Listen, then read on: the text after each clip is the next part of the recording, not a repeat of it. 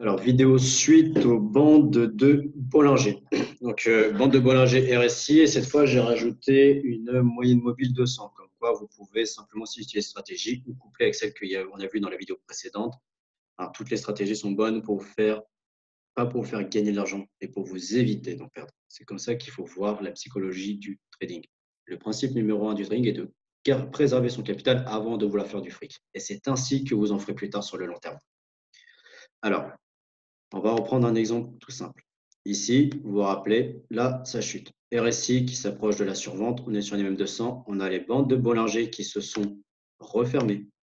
Hop, ça s'est refermé, vous vous en rappelez, ce principe-là. Donc, hop, pullback MM200 et ça part à l'achat derrière.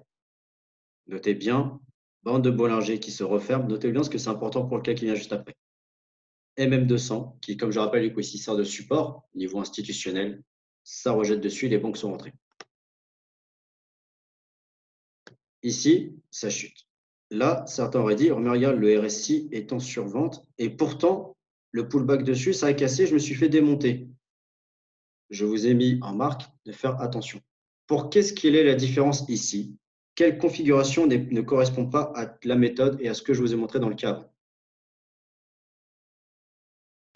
Les bandes de Bollinger ne sont pas fermées. Les bandes de Bollinger sont constamment ouvertes, elles plongent, ce qui signifie que la force vendeuse est toujours présente. Entre guillemets, que ça vous donne l'information qu'il y avait de fortes chances que ce support MM200, bien qu'il soit institutionnel, qu'il a bel et bien donné son rejet dessus, il a cédé. Alors ici, on est en journalier, c'est-à-dire que bon, ça a quand même donné, voilà, on est quand même parti sur du 213 points. Donc il y avait quand même un trade à prendre. Voilà. Donc là, notez bien, attention, bien que vous ayez un support institutionnel, si les bandes de Bollinger vous indiquent une force vendeuse toujours élevée, votre support risque de céder. Et ici, il a cédé d'ailleurs. Alors, à la suite, ici, là par contre, on a le RSI qui est en surachat, on a les bandes de Bollinger qui se sont refermées au-dessus. Donc là, on est bien d'accord. Ça s'est refermé.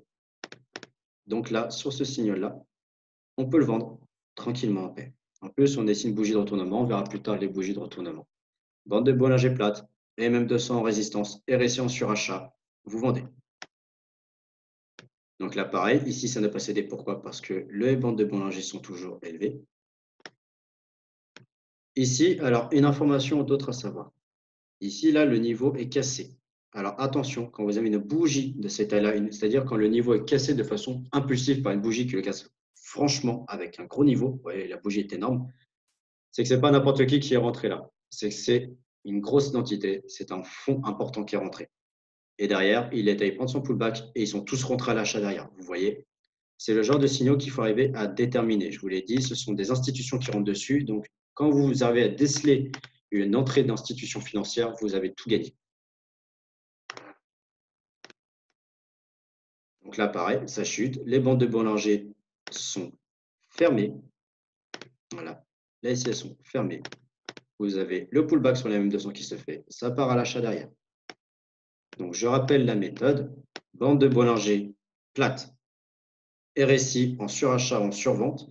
Donc, si c'est pour une vente, bande de Bollinger plate, RSI en surachat, moyenne mobile 200 en résistance sur les bandes de Bollinger hautes, du moins vers les bandes de Bollinger hautes, pour un achat. Bande de Bollinger plate, RSI qui indique une survente, MM200 au niveau des bandes de Bollinger du bas.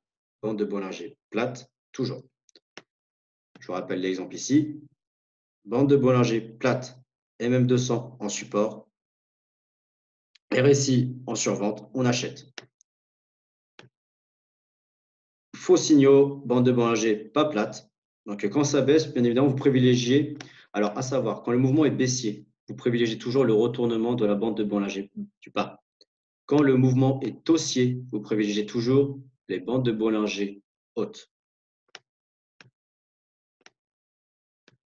Il faudra que la bande de Bollinger haute se retourne en priorité pour si, en gros, comme ça monte, on cherche une résistance. Donc ce sont les bandes de Bollinger hautes qui nous la donneront.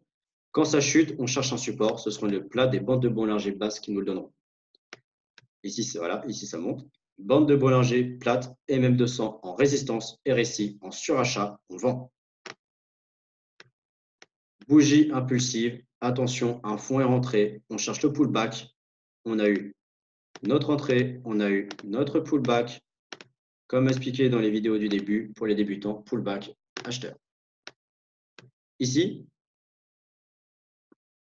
MM200 en support, bande de Bollinger plate, RSI en survente, on achète.